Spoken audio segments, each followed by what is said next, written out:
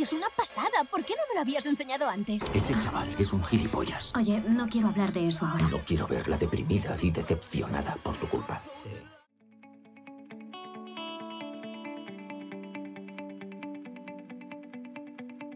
Que es volver al plan original, es decir, yo que estos trabajos que son vocacionales y yo que estudié comunicación audiovisual con la sana y ingenua intención de ser director de cine, es algo que tenía siempre ahí. Lo que pasa es que yo estudié a finales de los 90 y ahí hubo una explosión de los formatos comerciales, de la publicidad, el videoclip, con pues, Chris Cunningham, Michel Gondry, que luego han acabado todos haciendo, bueno, Cunningham no, pero los demás han acabado todos haciendo cine también, y me enganché mucho y yo me dedico a la publicidad de forma vocacional, además, es un trabajo que me encanta hacer, no es como, bueno, hago anuncios mientras no hago mi primera película, ¿no?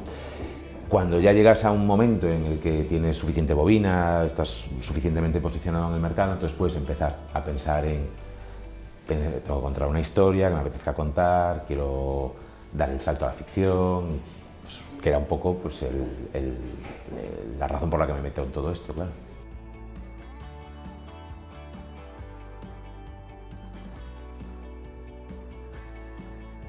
Pues las dos cosas, la verdad. Es decir, a mí, ¿sabes lo que pasa? Que cuando me vino un poco la idea de encerrar a un tío en un estudio de radio, que me parece súper irónico además, ¿no? El tenerlo en un medio de comunicación sin poder comunicarse, hay un montón de cosas que enseguida te lo evoca esa idea, ¿no? Esa imagen mental de esa persona ahí encerrada. Y una de ellas precisamente fue el tema del sonido. O sea, yo decía, es súper interesante el poder tener de una forma natural y orgánica voces en off, es decir, de poder tener un personaje en la escena al cual no estás viendo, que normalmente, pues nada, metes una voz en off y te quedas tan ancho. Pues aquí el personaje está, pero no lo veo. Entonces, en cuanto empiezas a tirar de todas las posibilidades narrativas y emocionales de la pista de sonido, que muchas veces la ves tan maltratada en las pelis, ¿no? Que simplemente es pues lo que complementa la imagen, y a mí que me gusta mucho, o sea, es decir, que es algo con lo que disfruto y en lo que me gusta trabajar, es una de las cosas que reconozco que me animó a desarrollar la historia de Feedback.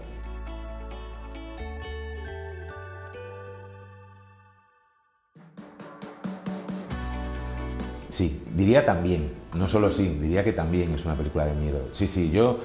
lo que no es una película de sustos, es decir, no es una peli de fantasmas, ni de sustos, ni de emociones instantáneas. O sea, que además es un tipo de cine que a mí tiende a no satisfacerme como espectador. Es decir, a mí me dan el susto y pegas un pequeño bote y ya pasó. A los 30 segundos te has olvidado y estás en otra cosa. Entonces, es otro tipo de miedo, es algo que intenta meterse un poquito más dentro de ti y dejarte pensando en lo que has visto y buscándole el contexto y funcionar también un poco como espejo, ¿no? en el que mirarte y tratar de saber pues, lo que nos gusta hacer cuando vemos las pelis, ¿no? ¿Qué haría yo en lugar de esta persona?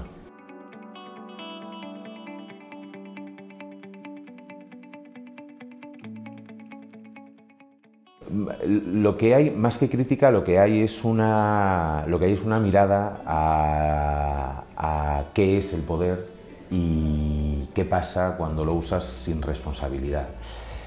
Es un tema recurrente, o sea, el tema del poder en la ficción es un tema recurrente. A mí hay una cosa que como espectador me empezaba un poco ya a agotar, y es que el poder se está convirtiendo en una especie de textura en la que ya das las cosas por hecho, ¿no? Sale una película donde hay un político es corrupto, sale una película donde hay un empresario es malo. No, esto no funciona así, o sea, el poder está en todas partes, es decir, tú tienes poder sobre otras personas. Si tienes hijos, por ejemplo, tienes muchísimo poder sobre esos individuos hasta que son adultos y se emancipan, ¿no?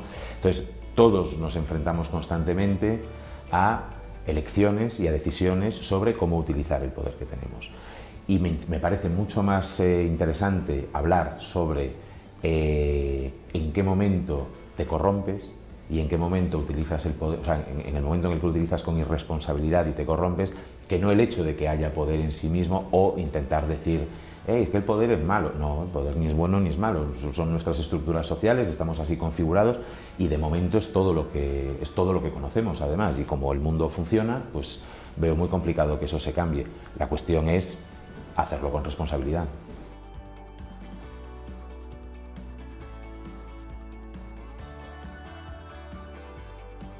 Bueno, vamos a ver, depende sobre todo de lo que quieras contar. Yo, por ejemplo, en Feedback, yo siempre voy a defender que en Feedback la violencia no es gráfica. O sea, es decir, esto no es un baño de sangre, ni que hay, y hay suficiente.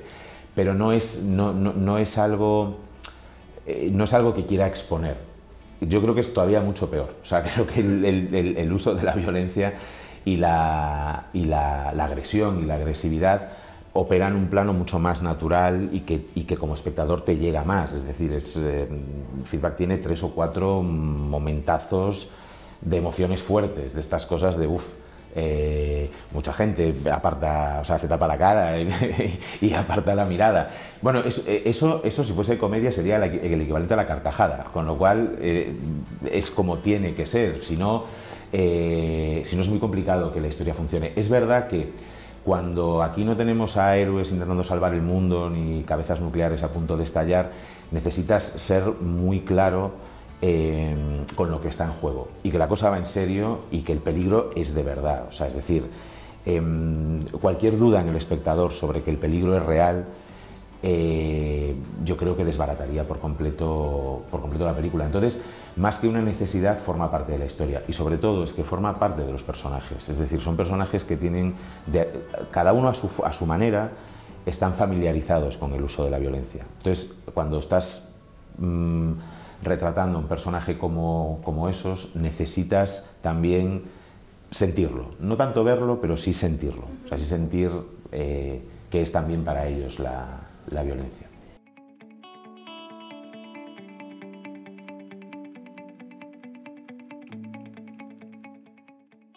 No realmente, o sea, yo lógicamente tengo mis preferencias y tengo, bueno, mis fetiches incluso, que uno de ellos es Kubrick, por ejemplo, que a mí, por ejemplo, la filmografía de Stanley Kubrick me fascina, pero y veo sus películas una y otra vez, y por otro lado reconozco cuando lo critico, o sea, cuando le tachan de frío, excesivamente técnico, desapegado y poco emocional, pues no, sinceramente no soy capaz de rebatirlo, no soy capaz de decir que no, pero aún así, es decir, esa, no sé, la alquimia que consigue él en sus películas me parece tan especial que es quizás una revisión constante, pero lo cierto es que, o sea, es verdad, o sea, veo de todo, soy como una especie de consumidor compulsivo de ficción audiovisual, soy muy espectador, por eso, bueno, también Feedback es como o sea, es como, quiero hacer una peli que me guste, que también me guste a mí, ¿no? Que la pueda disfrutar como espectador, ¿no? O sea, al final tampoco hay ninguna necesidad de venir aquí a contarle nada a nadie, es decir,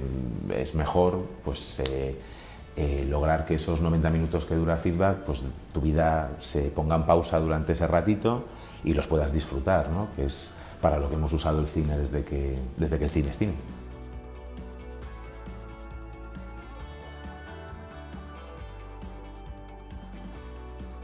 Sí, yo de hecho de joven era muy fan del terror. O sea, siempre, o sea, el thriller siempre me ha gustado y además era muy fan del terror. Tenía ese rollo ya casi al límite de lo freak. O no, sin estar al límite, ya fue hace tanto tiempo que ni me acuerdo. Pero sí, la verdad es que es un tipo de historia que me interesa especialmente. El uso de la intriga y el suspense siempre me ha parecido de las cosas más satisfactorias en el cine y es algo que siempre he querido hacer, junto con la ciencia ficción. Lo que pasa es que tenemos que ser conscientes de que estamos en Europa y hacer ciencia ficción aquí pues es ciencia ficción. Esto no acabará.